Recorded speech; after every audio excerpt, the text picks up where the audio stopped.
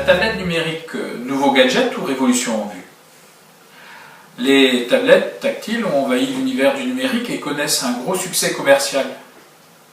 Effet de mode ou nouvel outil réellement intéressant qui va s'installer dans le paysage. En tout cas, l'engouement est là. Comme pour les ordinateurs classiques, les acteurs de l'école s'interrogent sur ce nouveau venu. Comment ça marche? Que trouve-t-on comme programme, comme application sur ces appareils? Que peut-on faire avec une tablette à l'école? Que peut-elle apporter à des élèves? Comment un enseignant peut-il l'utiliser en classe? La tablette ouvre-t-elle des perspectives nouvelles en termes de pédagogie? Quelle place pour des tablettes dans un environnement numérique déjà existant? Notre laboratoire a traversé ces questions.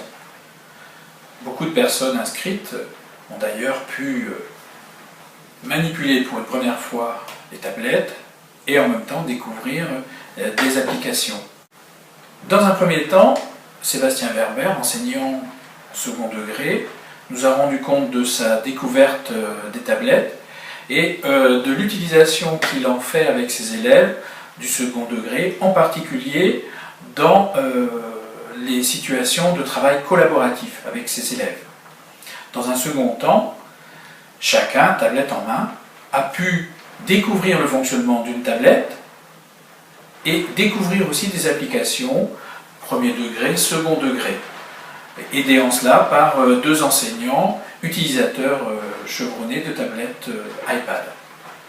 Dans un troisième temps, nous avons invité les personnes présentes à un travail de réinvestissement des découvertes faites précédemment.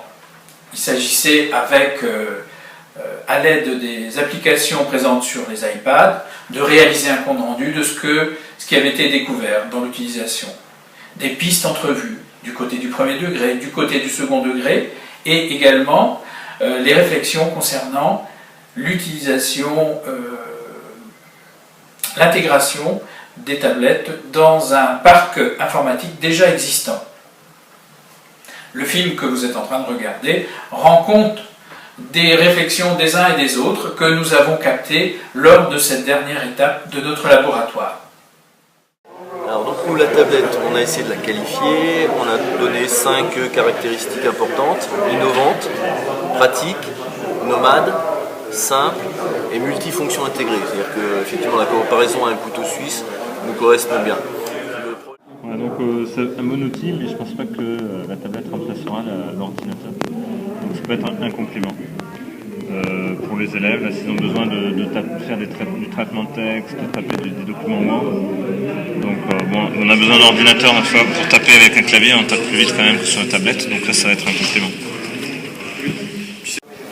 J'ai travaillé beaucoup l'an dernier sur les classes mobiles dans le réseau ENR et je trouve que l'iPad par rapport aux ordinateurs portables en réseau qui ont souvent beaucoup de problèmes dans l'utilisation quotidienne dans les écoles, l'iPad est vraiment plus fonctionnel, a l'air beaucoup plus simple d'utilisation et supprime ces problèmes de réseau.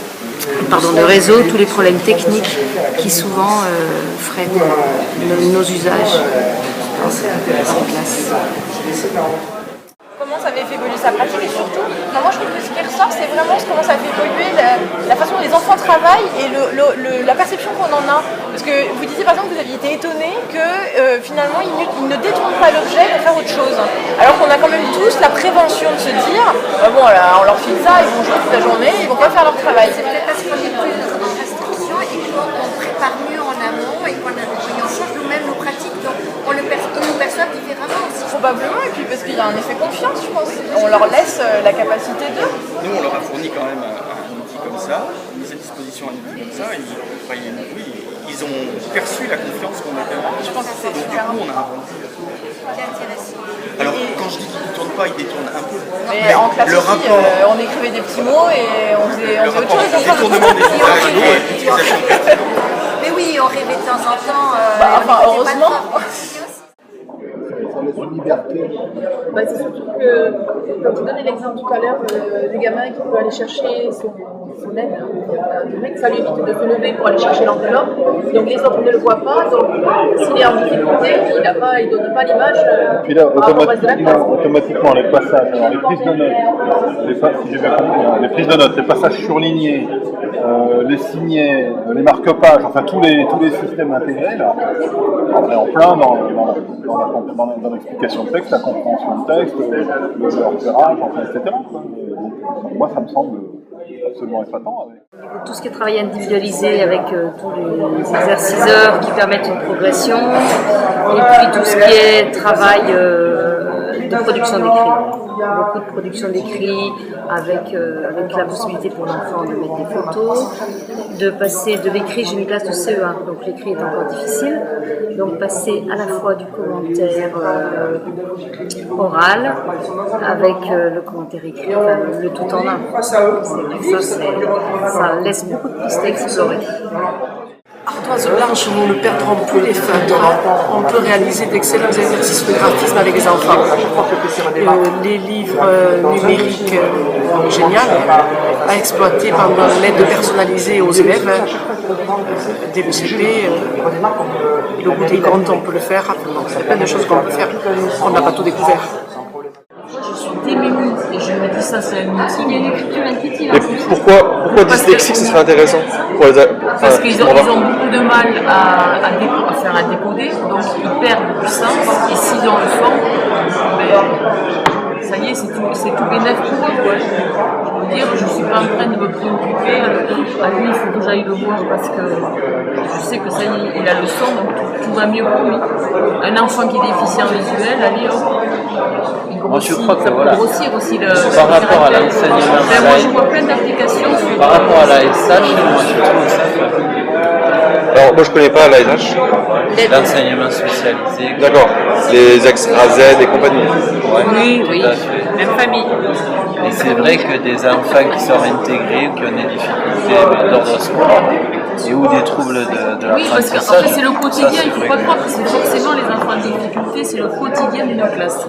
Et le quotidien d'une classe, et bien voilà, on a un outil, alors c'est qu'un outil, c'est clair, à nous de savoir ce qu'on peut en faire. Mais il y a une utilité pratique immédiate, là. Je la vois.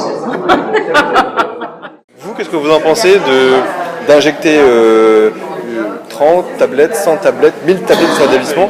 Quels sont les problèmes qui vont être soulevés et qu'est-ce qu'on peut retenir de cela? Qu'est-ce qu'on doit régler comme problème en amont? Injecter autant de matériel diverses problématiques, hein, c'est déjà, à mon sens, quel droit d'accès, comment gérer en interne dans l'établissement, et puis s'ajoute à ça la gestion à l'extérieur de l'établissement, avec le problème au niveau des familles, au niveau du transport, et puis la fragilité du matériel également, donc la maintenance, et puis la partie informatique. C'est quelque chose qui reste une difficulté. Aujourd'hui, on n'a pas encore réussi à résoudre et qui est une vraie problématique. Et le souhait que j'aimerais bien mettre en place, c'est que des éditeurs ou d'autres personnes arrivent à nous aider à résoudre les problèmes de droit aussi autour de ça et de mise en place d'outils pédagogiques au service des enseignants et des élèves.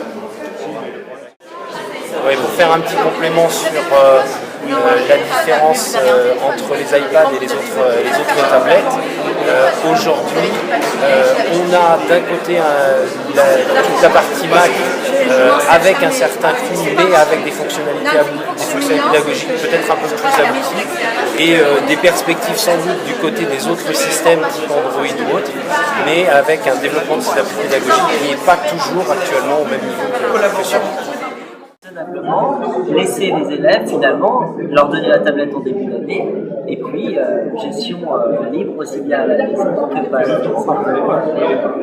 Mais voilà, est-ce que c'est quelque chose qui est faisable, pas faisable? On voit bien, il y a les risques de casse, il y a les risques de faire n'importe quoi avec. Intéressant des élèves. Ça permettrait aussi certainement de dynamiser le travail commun d'une équipe de professeurs sur une matière qui pourraient ensemble donc travailler à l'élaboration d'un manuel. Et puis, j'y pense aussi parce que je crois que dans l'enseignement privé, c'est une dimension qu'on doit prendre en compte. Ça permettrait peut-être aussi de renforcer la visibilité d'une identité d'établissement.